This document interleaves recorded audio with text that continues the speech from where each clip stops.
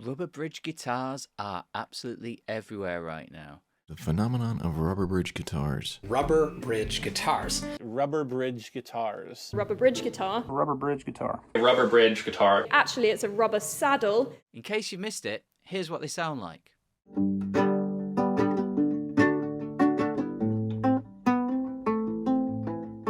Who would have thought that simply replacing the bridge of a guitar with a piece of rubber could have such a profound effect on not only the sound of the guitar, but that it would influence the production and songwriting techniques of artists such as Taylor Swift and Aaron Dessner of The National. But here's the thing, I don't just want to make another video about rubber bridge guitars. There are plenty of those out there already, and you can check them out. I'll put some links in the description below. I want to make the sound of the rubber bridge guitar accessible to everybody, even those who can't play the guitar. So I want to sample the sound, turn it into a free Kontakt instrument, then everyone can have the unique sound of a rubber bridge guitar and use it in their productions. There's just two small points to consider. One, I've never sampled an acoustic guitar before, and two, I've never even modified a guitar. But how hard can it be? Let's find out. First up, I need a guitar. From my research, it looked like the easiest option would be to use an old archtop parlour guitar. Most of these guitars have floating bridges, so there's no drilling or gluing involved. So off to eBay I went.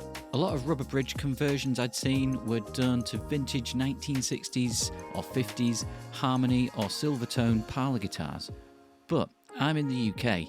Harmony and Silvertone guitars aren't that easy to find over here, and when you do find them, they're way more expensive than in the US. I wanted to keep the cost minimal in case it all went wrong. What I found on eBay was an Italian guitar brand called Echo, and I already own an Echo Ranger 6. It's a vintage 1960s acoustic guitar, and in Europe you can find a lot of these guitars second hand for quite a decent price.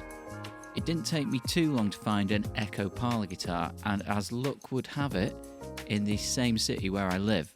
I bought the guitar and excitedly waited to collect it, only to get a message the next day saying that the guitar had already been sold. Anyway, fate was smiling on me because eBay threw up another Echo parlour guitar, the same model and pretty much the same price, and still within 30 miles from where I live. This time the transaction went smoothly, and within a few days I had my new Echo P2 parlour guitar.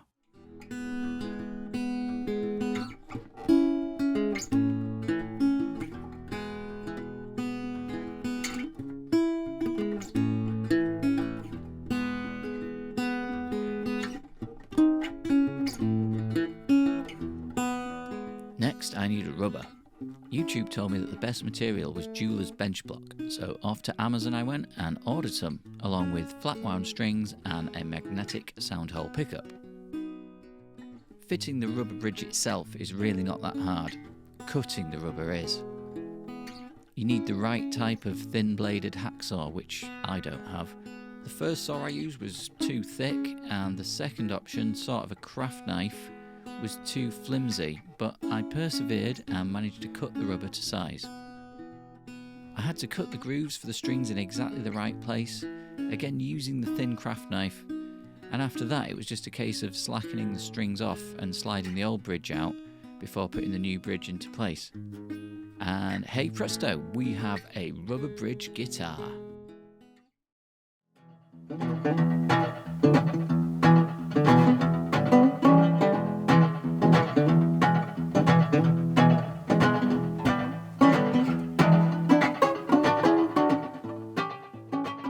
So next it was time to sample the guitar.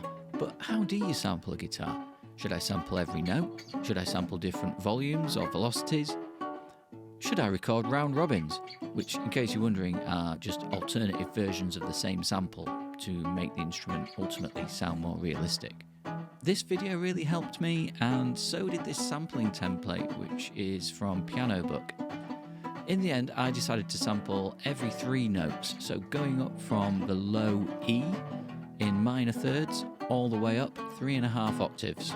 I recorded 3 velocities, soft, medium and hard, and 2 round robins.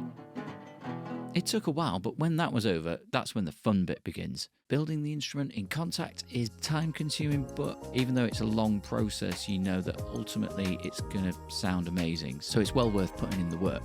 There was a lot of trial and error in seeing how the different velocity layers intersect with each other, and just little tweaks to make the instrument sound more natural to play through the Kontakt interface.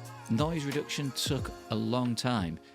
You can use batch processing to make things quicker, but this only got me so far. Some of the notes had individual string squeaks or just slight movement sounds that I had to individually noise reduce using Isotope RX. In the end, it was well worth doing because it's better to have a clean sounding instrument than a noisy one.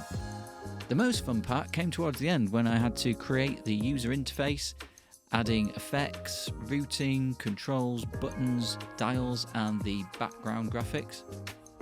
Somehow it all came together, and here it is.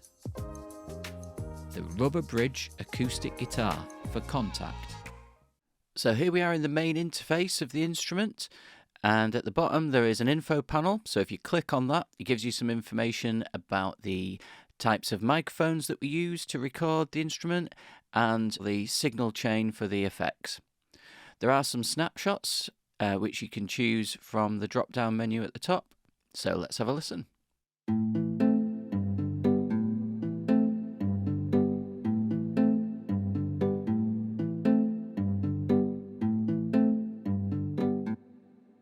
Let's have a look at the master effects.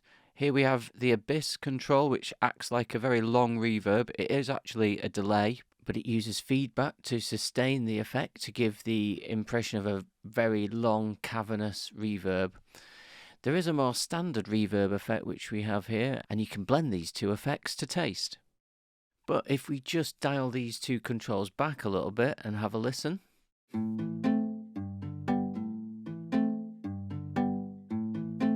We're hearing now just the dry, direct sound. At the top we've got the signal blend section, so here you can adjust the level of each signal, or you can switch these signals on or off. So you've got a DI signal, you've got a mono microphone, and you've got a stereo microphone. But let's just have a listen to the DI signal.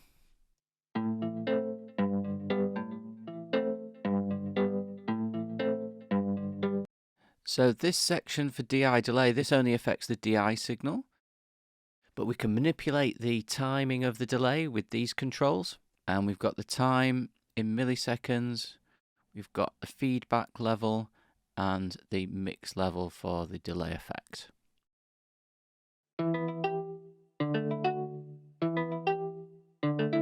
You can turn that whole section off and bypass the delay effects if you want.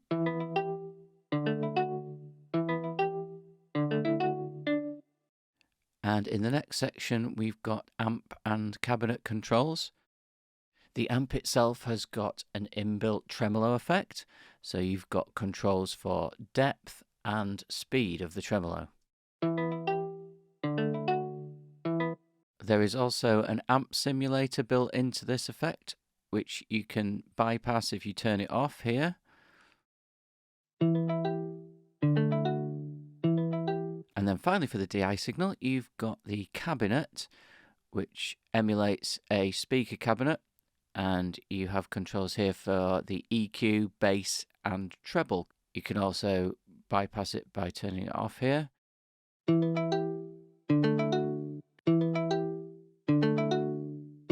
And now we're just hearing the complete dry DI signal as it was recorded. Now you can put your own effects on this if you want, or you can use amp and speaker cabinets of your own choosing. Let's have a look at some more of the snapshots. Here we've got just the microphones.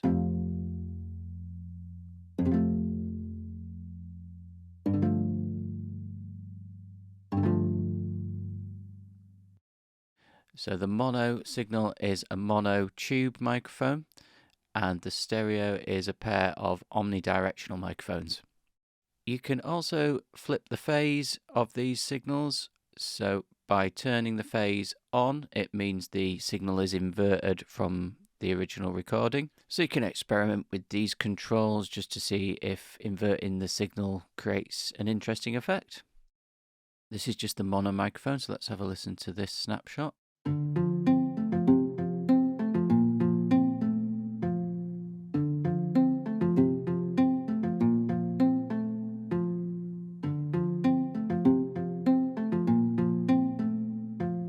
And this next snapshot is DI slapback. So this is a very short delay.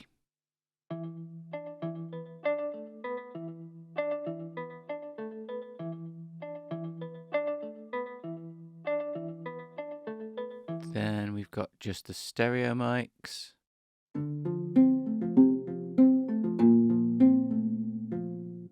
And then this patch has got all of the signals blended together.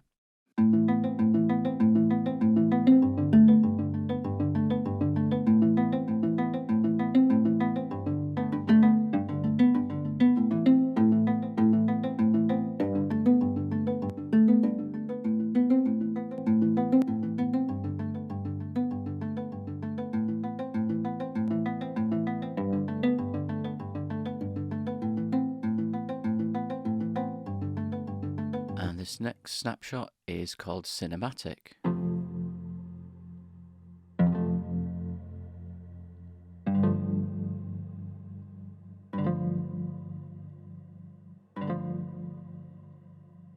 So there we go, that is the Rubber Bridge acoustic guitar for Kontakt. Go and check it out, it's completely free to download, and all you have to do is head over to my website, which is the homerecordingstudio.com. So thanks for watching, don't forget to like and subscribe for future content, and I'll see you in the next video.